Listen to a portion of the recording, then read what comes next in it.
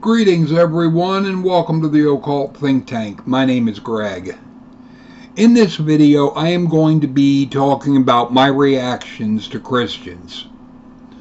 I want to start off by apologizing to anyone that may have been leery of contacting me because of fears that I would attack them online. That is simply not what I am about. It was never my intention to make anyone other than the target of my anger uncomfortable.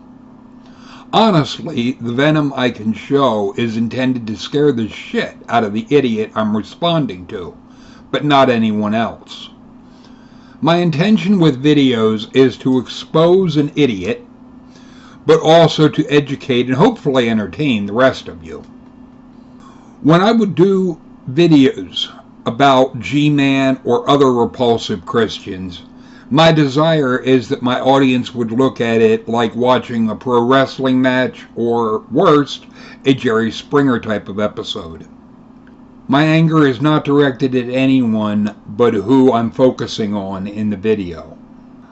I also make sure to point out in my videos any evidence that I have to support the conclusions I have reached. If my evidence is in some way flawed or incorrect, I do want people to point it out. I get some claims from Christians that have wanted to defend their Bible narrative. However, as I have shown, when those people try to do so, they misquote the Bible or completely make shit up. Then I will mercilessly tear into them, because I have given all of you the information of where to get the eSword Bible for free.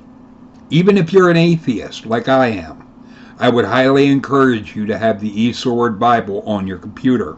Sure, you may never use it, and it wouldn't take up much space in that event.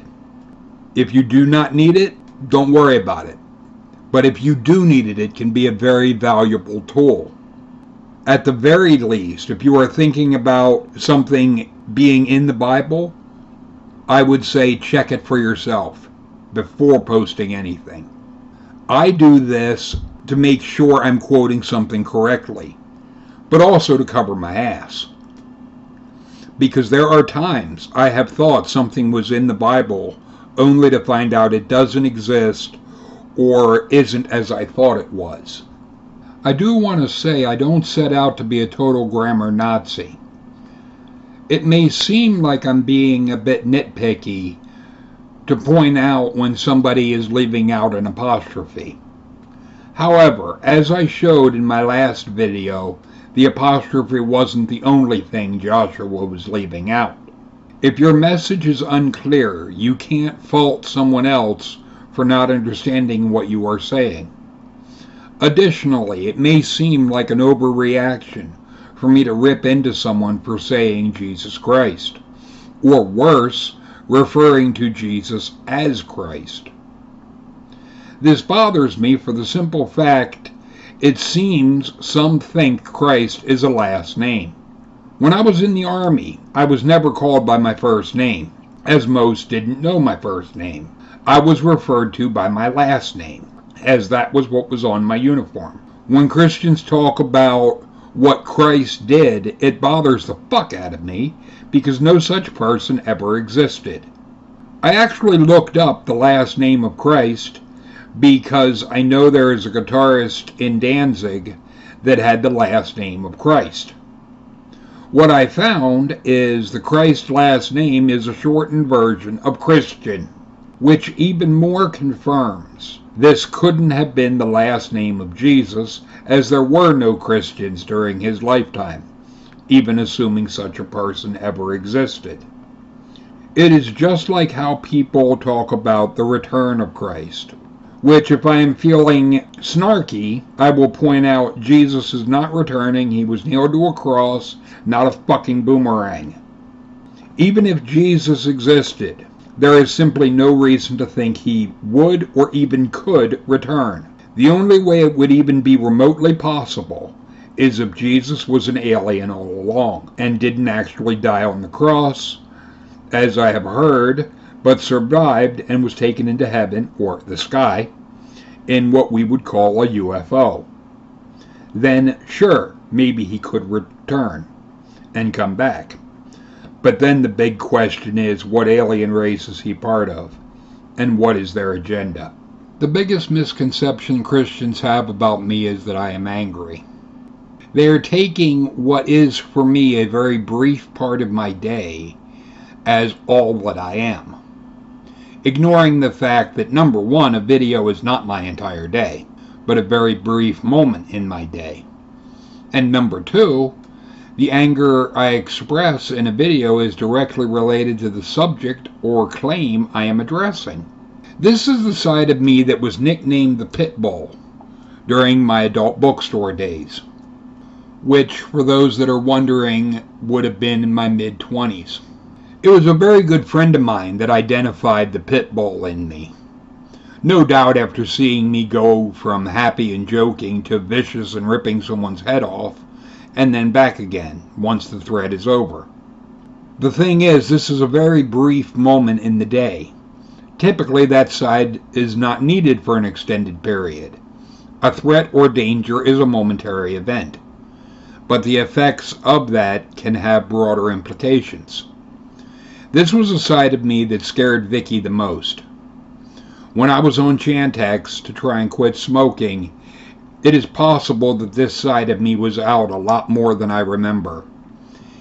Even though she knew how to deal with me in most cases, when I was under the effects of Chantix, basically all bets were off on how I would react. I simply wasn't my normal jovial self, but a vicious monster all the time. What I would equate that to is more the Hulk, because I really don't remember much of what I do when I'm in that state. When that side of me comes out, I tend to black out, at least consciously. In that moment, I'm reacting 100% out of animal. While that animal has never killed that I know of, my biggest fear is that it could and I wouldn't remember it. Some Christians may want to call that possession, but I would point out that that is a very specific type of possession. Plus, if something else would actually be in control of me, then how could I be responsible for what I do? Not to mention, to claim it's a demon, but it only comes out when I'm physically in danger or someone I care about or I'm protecting is in danger, then is it really a bad thing? I honestly feel all of us can have that type of demon, if you insist on that term, and that it is very helpful.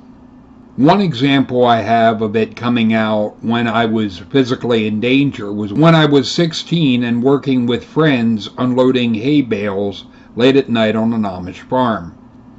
We had unloaded the wagon, but the Amishman that owned the farm didn't want the wagon pulled down the 90-degree hill with the tractor, but pushed down the hill. My one friend got behind it. The Amishman directed me to push on the left side, which was to pass the corn crib. This put me between the hay wagon and corn crib. The last thing I consciously remember is seeing the hay wagon turn toward the corn crib. I knew immediately the Amishman had turned the tongue the wrong way. I was in danger. I turned to get out of there, but it was too late. I was crushed. Friends of mine told me after that I roared like an animal. Not yelled like a human, but roared in fury. It was very brief, but my ribs on the right side were all cracked, and my right leg hurt, but not too bad. At the hospital, the doctor told me that if my calf muscle wouldn't have been as strong as it was, it's very possible my leg could have broke. I didn't tell him that I roared, but it was something that I had wondered about. Could the roar have been right before my muscles got strengthened? I simply don't know about that time, but there were other times when my strength would radically increase in a moment of pure rage. Oh, medically this is said to be adrenaline, and I can go along with that to a point. But the idea of superhuman strength is something that has been reported by people and was even the basis of the TV series The Incredible Hulk. When Vicky and I got together around 2010, I was still in the Army National Guard, but I was making YouTube videos then under my Pastor Iblis account. She never wanted to be on camera, and when we first got together, that was the roughest, as at the time I was living in a one-room apartment. Like me, she had been raised in Christianity, but didn't really think much about the religious ideas, and even had questions about different stories in the creation myth. While I never told her what to think, there was no way she was going to be able to be around me, especially as close as we were in that one-room apartment, to not be affected by my disbelief. She had told me that I made some good points and that I got her to think, and ultimately she reached her own conclusion that she couldn't go along with Christianity. I had told her it doesn't matter to me what she wanted to believe. She said she couldn't use the term atheist as she believed there was something. I said, okay. And I pointed out that I had Bibles from all the main religions and she could take her pick. That was the last she mentioned it for a while. But every day she would see me put on my pentagram necklace. At one point, after we had moved into a larger apartment, she expressed an interest in Wicca. I went to my collection of Bibles, grabbed my witch's Bible, handed it to her, and said, "Here, read about it." And then I dropped the subject because, as far as I was concerned, I wasn't going to tell her what to believe. I was just giving her the tools to make up her own mind about it. She had adopted a Wiccan belief, and I had no problem with that. She even got a Ouija board and would use that from time to time. She even had a Ouija app on her phone, which she would use in the car sometimes and tell me what the spirit or whatever was saying. I was amused at this, especially when it started talking about hell. I was quick to point out that fire is a chemical reaction of physical elements which is maintained by physical oxygen, and that after a person is physically dead, physical fire would no more hurt them than physical water would make them wet. Needless to say, those Ouija app sessions didn't last very long with my pure logic and scientific mindset. While I didn't believe the Ouija board was anything but a child's toy, it was something she had near her laptop. When she died and I was trying to rebuild my life, I had the thought of wanting to make an altar. But when I asked a theistic Satanist friend of mine, Tom Blackwood, about it, he pointed out an altar is used. What I am talking about is a shrine. It's something I haven't made yet, but I will be doing in the future. It would mean getting a Ouija board along with a crystal ball, laptop, and other items, then setting things up that would reflect how she kept them. I had asked Tom if doing that could open up a gateway to something, and he said it's possible. And if that would happen, I'm fine with it. I don't believe it would be anything more than a monument to her and what she meant to me, but if I would have things happen in my house, I would do my best to get things on camera so all of you could see it. We both knew that she was going to die before me because of the kidney issues. And I had said to her on multiple occasions that when she does die, to haunt me. Basically, give me some evidence that there is something. So far, I can honestly say I have seen nothing. For those of you that are religious, it may sound weird, but yes, a big part of me would like to be haunted, because at least then I would know death isn't the end. Since to date, I haven't seen anything that would indicate that there is anything beyond death, my big message to everyone is value those in your life right now, because when they are gone, it will be too late to tell them how much they mean to you. Feel free to leave your thoughts and comments in the comment section. Later, people.